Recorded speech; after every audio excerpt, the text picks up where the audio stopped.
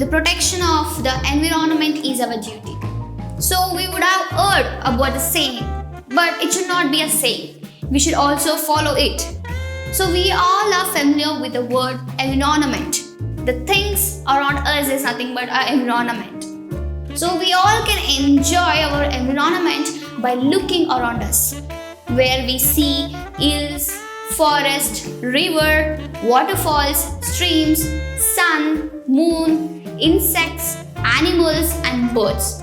So on many other things can be seen, right? Yeah. So all these are nothing but a part of our environment. So our environment is a home of diversity. So now let us know about the story of a lazy Somanna. So this Somanna was very lazy person. He had owned a piece of land, yet he had not worked for even a single day in his land. He lived only by receiving what others used to give him. He was very fond of groundnuts, especially the fried groundnuts. Once, when he was eating fried groundnuts, he got an idea that if he sowed the groundnuts in his land, he would get enough groundnut to eat and he does not need to beg anybody for it. So he also felt that if he sowed a fried groundnut, it would yield him a fried groundnut. So he thought that there would be no need of frying the groundnut again. So this Somanna, not knowing what type of seed to be sown, he started sowing the fried groundnuts.